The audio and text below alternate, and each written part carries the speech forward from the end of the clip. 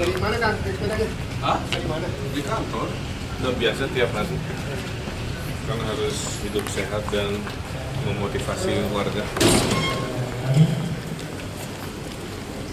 Berbagai pemikiran kritis dan gagasan-gagasan cabar. Akhir kata, sambil memohon ridho Allah, kebangsaan pada peringatan pidato Bung Karno 1 Juni 1945 dengan tema Pancasila ideologi bangsaku, gotong royong semangat negeriku. Hari ini Selasa 31 Mei 2016 di Bandung secara resmi saya buka.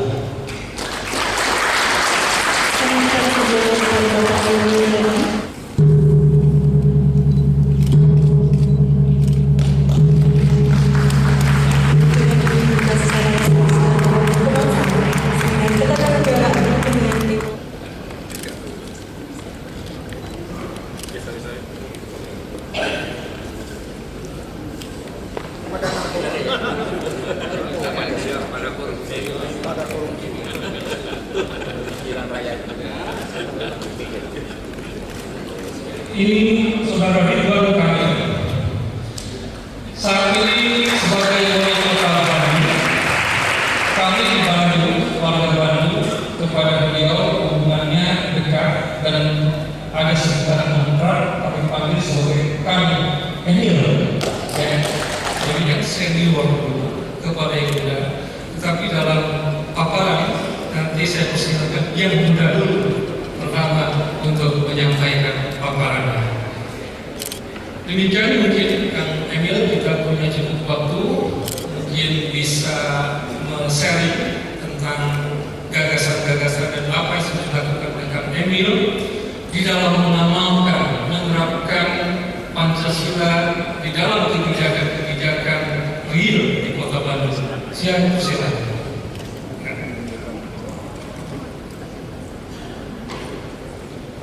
Bismillahirrahmanirrahim. Assalamualaikum warahmatullahi wabarakatuh. Salam sejahtera untuk kita semua. Alhamdulillah di kesempatan ini izinkan saya mewakili keseharian saya untuk berbagi tentang relevansi Pancasila. Saya mulai dulu dengan percakapan saya dengan anak-anak SMP SMA di Bandung. Saya sering berkunjung di awal masa jabatan saya, pas saya tes yang sederhana, Pancasila tidak hafal dan jumlahnya banyak.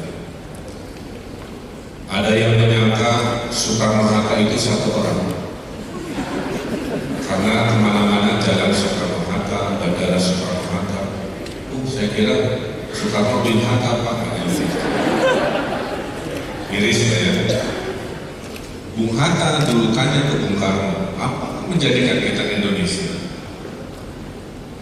Pulau 17.000, bahasa 700. Bung Karno bilang yang menjadikan kita Indonesia adalah kesamaan nasib. Karena kesamaan nasib, kita berkumpul, kita bersepakat, kita mengindonesia. Maka Indonesianis yang almarhum Pak Ben Anderson pernah bilang, Indonesia itu imagine community. Kita berimajinasi, bisakah orang Sunda dengan Sulawesi Utara, dengan Aceh, dengan Bali bersatu dalam sebuah kebangsaan? Susah. Saya kemudian bertemu dengan seorang profesor dari Irak, Pak, di Eropa. Dia bilang begini, Mr. Mayor, we did some research. Saya melakukan studi. Saya bandingkan Indonesia dengan Jazirah Timur Tengah, dia bilang. Kenapa? Penduduknya jumlahnya hampir sama. Indonesia penduduknya 250-an juta, Jazirah Arab penduduknya 200-an juta. Indonesia satu negara, satu bangsa, Jazirah Arab 20-an, kerajaan, republik, dan lain-lain. Tapi kami hari ini berantakan, bahasanya dia. Tunisia berantakan, Mesir berdarah-darah, Libya berantakan, Afghanistan berantakan. Dengan segala perbedaan itu kok bisa, Mr. Mayor? Hasil kesimpulan saya, Karena Anda punya hal istimewa ini bikin saya begini. Anda punya Pancasila. Tuh. Jadi butuh orang lain, Pak. Butuh orang asing yang mengatakan Pancasila hebat. Sementara di negerinya sendiri boro-boro diamalkan, dihafalkan aja sekarang sudah mulai tergerus. Nikmat Allah Subhanahu wa Ta'ala, nikmat Tuhan seperti kesehatan. Pada saat kita sehat, kita lupa akan nikmat sehat ini. Betul? Tapi pada saat kita diopname sakit jantung, kita rindu jalan-jalan cantik di Asia Afrika. Pada saat kita diopname sakit liver, kita diopname apapun, rindu untuk main bola, baru terasa yang namanya nikmat kesehatan. Nah, Pancasila juga analoginya seperti itu. Tapi pada saat ada gereja dibakar, masjid dibakar, baru terasa nikmatnya, pentingnya Pancasila. Pada saat ancaman komunis mulai hadir lagi dengan jubah-jubah baru yang hari ini, mulai terasa ada urgensi kebutuhan Pancasila itu. Pada saat orang makin kaya, Gini rasio akhirnya makin tinggi, baru kita merasa ini sila kelimanya kemana? Kenapa orang kaya makin kaya, orang miskin jalan di tempat? Kan begitu. Pikiran saya itu dua, Pak. Saya juga berpikir filosofis, saya berpikir pragmatis. Wali kota itu adalah pragmatic leaders. Tangannya kotor, kakinya kotor karena beresin kota Bandung ini saya nggak bisa di balik meja. Saya harus turun ke bawah. Apa yang saya lakukan? Yang pertama, saya aplikasikan sila-sila itu dengan cara kekinian, ya bahasa anak. Karena anak muda yang saya pegang, Pak, itu mereka nggak bisa dengan pola P4 zaman saya dulu.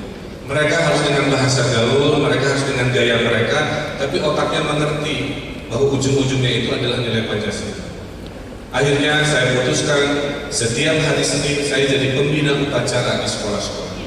Istri saya ajak juga si Cinta itu untuk jadi pembina upacara juga di sekolah-sekolah Pak TB. Apa yang kami lakukan? Kami sampaikan pesan Pancasila itu dengan bahasa-bahasa gaul. Hati-hati pergaulan, kalau ada teman kamu miskin, kamu bantu, kamu tolong, kan begitu. Jangan melanggar aturan, hati-hati dengan internet, hormati orang tua, jadilah warga, anak-anak yang sehat, badannya, cerdas pikirnya, baik hatinya. Itu Pak, setiap Senin kami lakukan itu. Tahun ini kami akan terjemahkan pembina upacara ini dengan para perwira TNI yang ada di Kota Bandung, di Sesko itu, untuk jadi pembina upacara. Itu langkah kecil. Langkah kecil kedua, saya wajibkan di Pemkot itu kalau ada acara harus selalu dimulai dengan Indonesia Raya. Dengan dirigennya beda-beda. Minggu ini kepala dinas A, minggu depan kepala dinas B. Ketahuan Indonesia Raya-nya refnya dibacanya sekali, gitu kan? Karena jarang menjadi Indonesia Raya, padahal Indonesia kan 2 kali di akhir. Ini contoh kecil lah. Saya bilang negeri ini basisnya ketuhanan, ya, religiusitas. Jadi kalau orang makin religius, itu makin bagus. Tapi masalahnya di Indonesia, religiusitas tidak berbanding lurus dengan etos kerja, dengan kesolehan sosial. Rajin ke masjid, tapi rajin buang sampah ke sungai itu Pak di Bandung sama itu. Jadi artinya, mereka tidak bisa menerjemahkan kualitas manusia seolah-olah kalau rajin sholat, rajin haji selesai. Makanya negeri paling Islami di dunia ini, Islami itu diukur dengan kesolehan sosial berdasarkan Al-Quran. Itu bukan Indonesia, bukan Arab Saudi. Negeri paling Islami di dunia ini adalah Selandia Baru. Di Selandia Baru nilai-nilainya lebih Islami dibanding di Indonesia maupun di Arab Saudi. Jadi kita ini negara Muslim paling besar, tapi ranking keislamannya justru rendah. Begitu. Maka saya launching program Maghrib mengaji di Kota Bandung, agar anak-anak Maghrib tidak keluyuran main di warnet, lari-lari nggak jelas. Saya wajibkan mereka ke masjid di rumah belajar agama, ya kan? Selesai kemiskinan yang 27 jiwa. Tapi orang Indonesia udah bayar pajak. Kata saya, pajaklah buat negara, zakatlah pribadi. Kan negara ada pasal, pakai miskin dipelihara negara, ya kamu nggak ngeles lah pokoknya. Kalau mau bayar, bukan aja nggak mau bayar.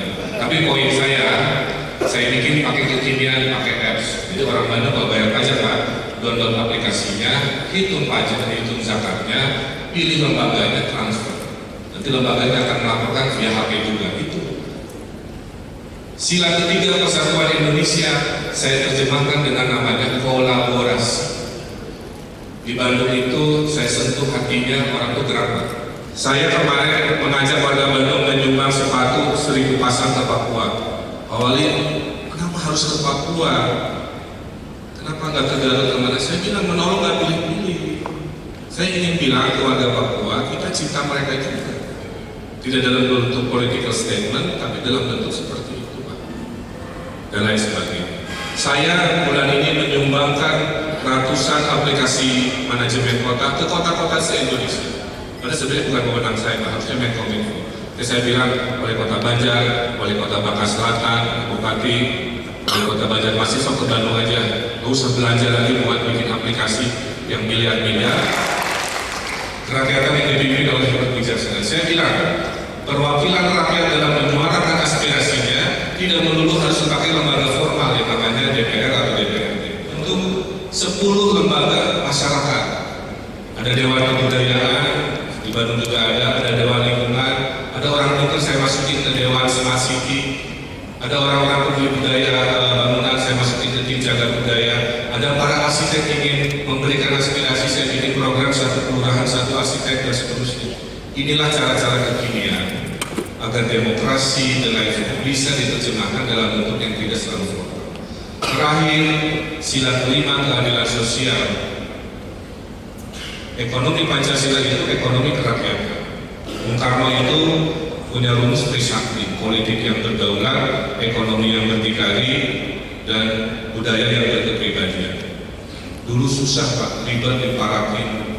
Saya bilang, izin, bilang cukup pemberitahuan kayak demo wali kota Bandung. Kedua, kami bikin namanya kredit melati Pak, tanpa agunan buat orang miskin. Melati itu singkatan melawan rentenir. Karena di Bandung kalau bikin program harus pakai singkatan. Kecamatan Antapani, Utara Cinta, tapi itu wanita. Pak saya nggak punya kulkas, Pak saya nggak punya motor. Saya bilang bisa, negara bisa membantu kamu. Kamu yang orang miskin bisa. Ternyata bisa Pak. 20 miliar saya kasihkan kepada mereka, 8 bulan lunas Pak. NPL-nya 0, non-performing loan-nya. Jadi orang miskin tidak suka gampang.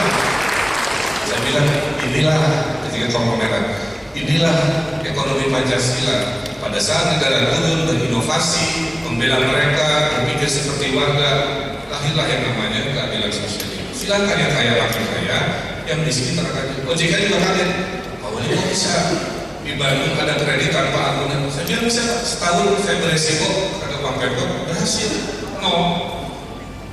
Dan BPR saya tiba-tiba punya untung Pak, 2 miliar, yang dulunya dia rugi terus karena minjemin ke orang-orang besar. Saya memposisikan diri begitu, saya naik sepeda ke sini karena saya bagian dari kampanye. Masyarakat itu hari ini membutuhkan pemimpin yang tidak ada bedanya dengan mereka, kecuali lebih sibuk karena dikasih aman itu aja. Saya ngantri juga, saya sepeda juga, itu bagian dari ini.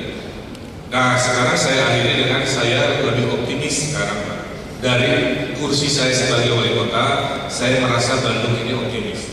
Tingkat kebahagiaan Bandung tertinggi di Indonesia 70,6. Mudah-mudahan tadi Baldatun Toibatun Warobun Gofur itu minimal. Saya bertekad saya akan perlihatkan di kota ideologi, kota Bung Karno, kota Pancasila ini, kota Bandung. Terima kasih.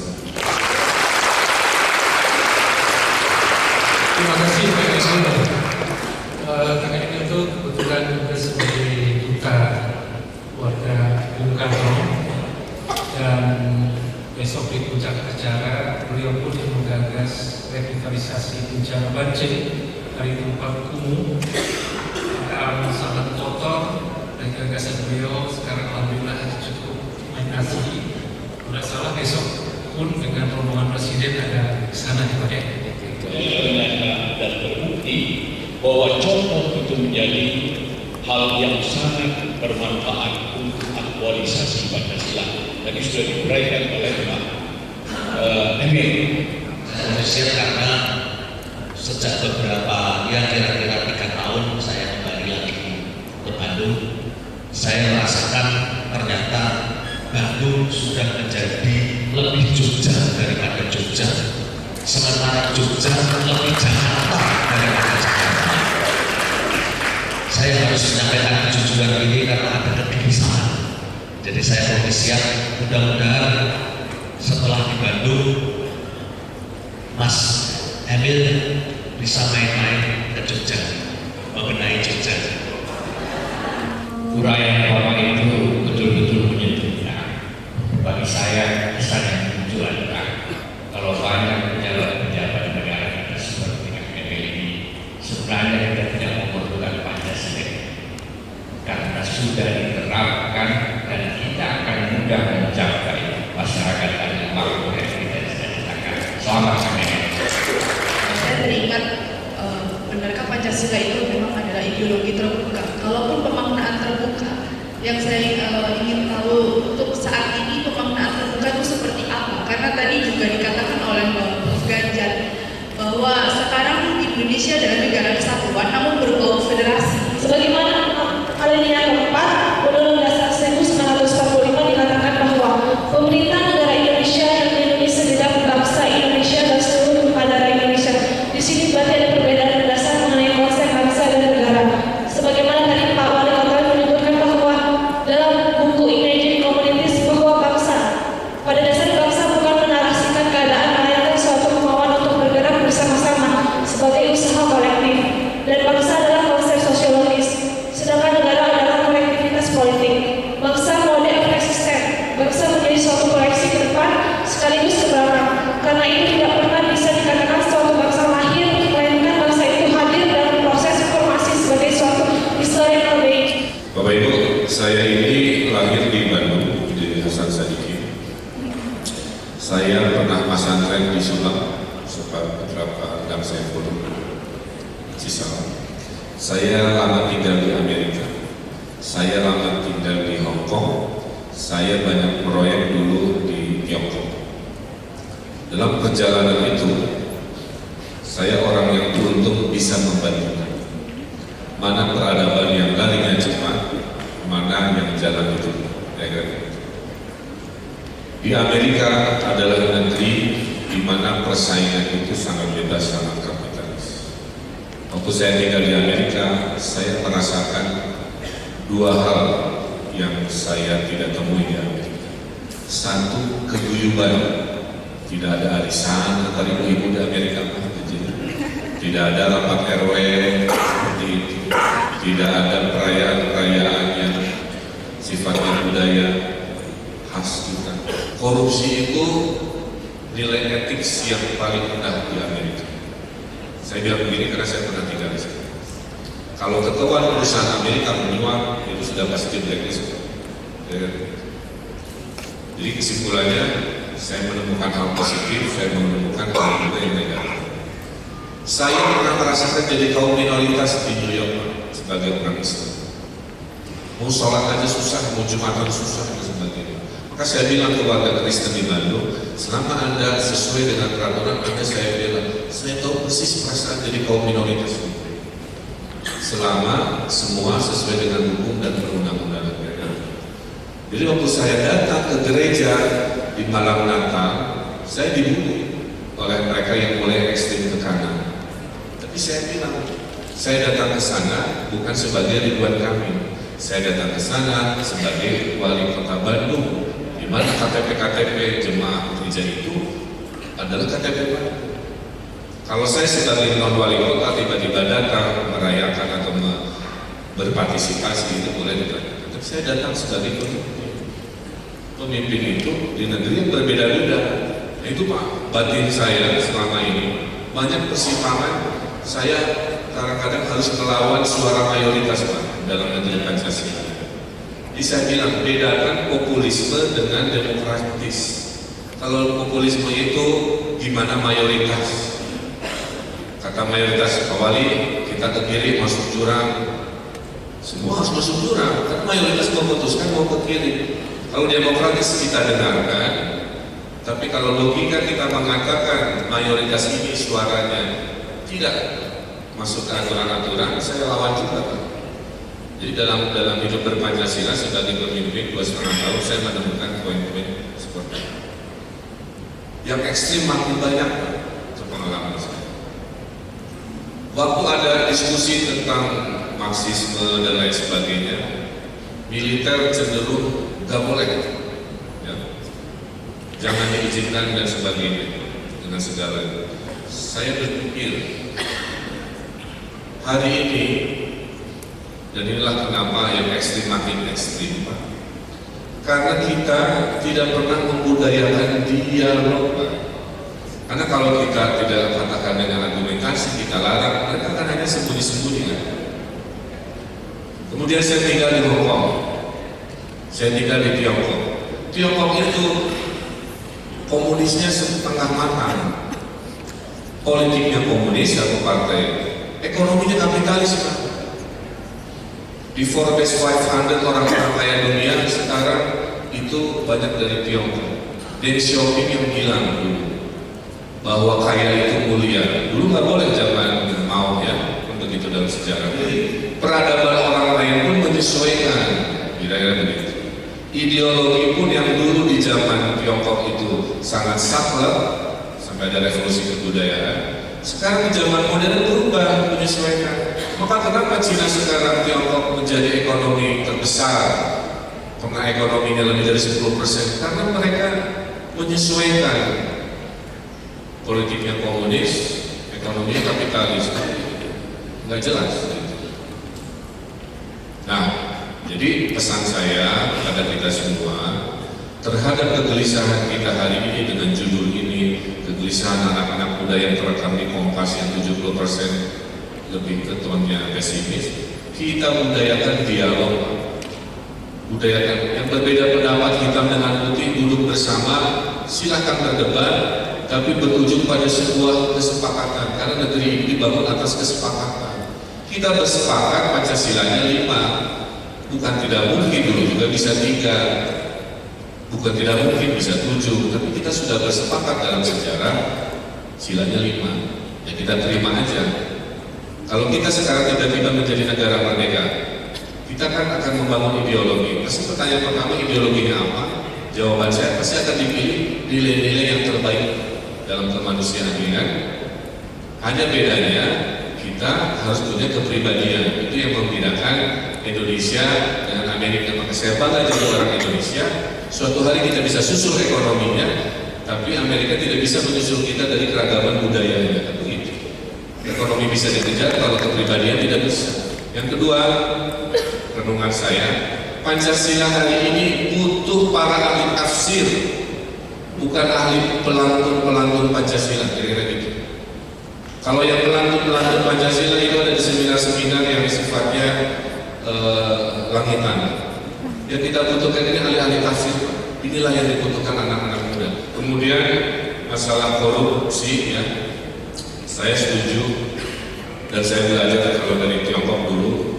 Di Tiongkok itu, Pak, koruptor dihukum mati, Pak. Di kita maksimal 10 tahun. Jadi dia berhitung tadi betul. Saya korupsi 100 miliar, hukuman 10 tahun, suruh ganti rugi 30 miliar, masih profit 70 M, gitu. Saya naik sepeda, Pak. Motor-motor naik trotoar, ya. Banyak ciri orang Indonesia yang melanggar aturan. Saya tahan satu ibu-ibu, tipe ibu-ibu yang saya lihat ke kanan beloknya ke kiri. Ya. Ibu, saya tanya, kenapa naik trotoar? Itu kan buat manusia, bukan buat motor. Apa jawabannya? Pak Wali, Abi mah ngiringan, kan yang lain banyak begitu, saya cuma ikut aja, kan. Jadi di Indonesia ini nilai-nilai negatif menjadi sebuah nilai norma pada saat jumlahnya banyak, jadi pembenaran. Padahal dia tahu batinnya dia itu salah, Pak. Karena banyak kan dia merasa ada pembenaran. Nah, itu krisis hari ini, tadi kejujuran itu karena jumlahnya banyak menjadi norma. Saya tanya ke si ibu itu, ya, Ibu, sok saya hukum siapnya, saya kata kasar. Mau bayar lele, mau bayar bilang, atau saya foto Facebook, saya masukin ke Facebook. Pak Wali jangan ke Facebook, takut mending bayar bilang. Nah, jadi orang Indonesia dia lebih takut dipermalukan ketimbang hukum formal tadi saya temukan. Nah, kesimpulan saya terhadap korupsi, jangan-jangan hukuman paling efektif di negeri Pancasila ini dengan mempermalukan, begitu. Karena kalau dihukum formal, kan tadi masih profit ya gitu. Jadi ini renungan saya dari pengalaman 2,5 tahun bagaimana banyak solusi-solusi itu didapat Pak. Dalam filosofi kota mencari solusi itu dua, banyak baca buku seperti Bapak Bir atau banyak di lapangan seperti saya. Dua-duanya menghasilkan pemikiran. Banyak di lapangan menghasilkan pemikiran karena banyak observasi. Banyak baca buku melahirkan pemikiran karena banyak renungan.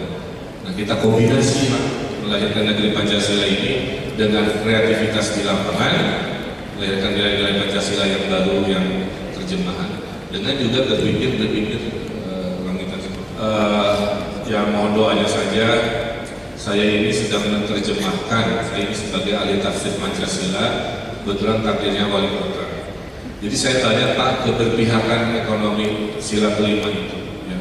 Kami lagi mengkaji akademik, PBB orang miskin akan saya nolkan, PBB orang kaya akan saya naikkan. Bagi saya itu Pancasila sekali. Ya. Saya sekarang sedang berwacana masalah rapor warga, ini lagi ramai, akan saya FGD-kan. Saya akan minta tadinya RT RW itu boleh menilai warga yang indeks kemasyarakatannya rendah, yang diajak gotong royong tidak mau, diajak kerja bakti ngirim pembantunya, diajak rapat RW cuma ngirim duit seolah bisa digantikan. Makin ke hari makin individualis itu betul. Itu yang saya bilang. Negeri ini Pancasila, Anda hidup, ada hak pribadi, ada kewajiban bermasyarakat. Nah ini mulai terkikis Pak.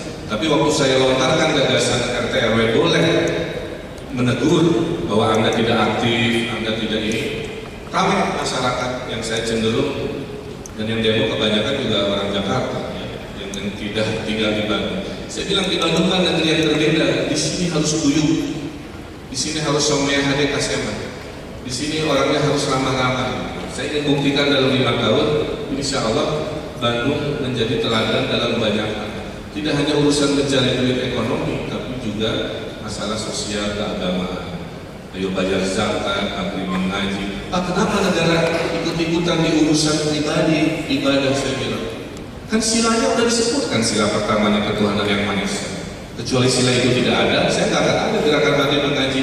Mau anak saya atau anak bapak ibu rajin mengaji, rajin sholat, tidak sholat saya tidak peduli. Tapi kan Pancasila tidak begitu. Kita memberikan ruang, tapi tadi dialog. Ya itu kira-kira seperti itu. Jadi kepada anak-anak muda jangan patah semangat, ayo ngobrol, kira-kira begitu ya. Kita diskusikan negeri mau dibawa kemana 10, 20, 30 tahun ke depan. Saya ingin nyusul Amerika, tapi tetap berada di Indonesia yang ragam dengan budaya. Itu negeri yang kita cita-citakan.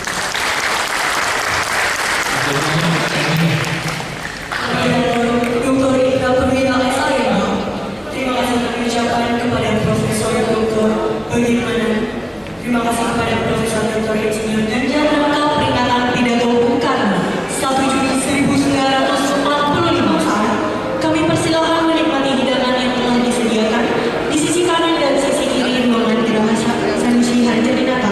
Tadi kan salah satu Pancasila yang diterapkan di kehidupan sehari-hari ada program zakat itu ya Pak ya? Bisa ceritakan sedikit tentang Ayo Bayar Zakat itu Pak? Sebenarnya sederhana ya, nilai kemanusiaan kita kalau kita mampu kan kita harusnya peduli dengan orang miskin.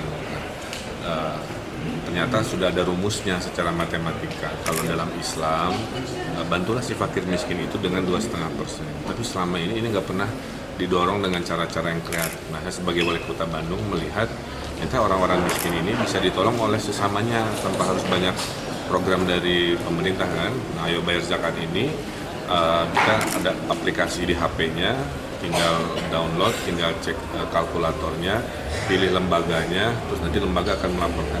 Sehingga di setiap harta kita itu ada harta orang miskin yang nggak boleh dimakan kalau dalam Islam itu yang 2,5%. Berarti lebih memudahkan untuk warga Bandung ya Pak? Ya, jadi kita bisa bayar lagi di rumah, lagi di mana gitu kan, dan kita tahu harta kita bersih dan kita tahu transparan harta yang kita berikan bermanfaat untuk pendidikan, kesehatan, atau ekonomi. Terus sejauh mana monitoring dari Pemkot sendiri Pak? Kita akan monitor tiap bulan karena setiap uang yang masuk harus dipertanggungjawabkan dan dikembalikan laporannya kepada pemerintah. Terima kasih.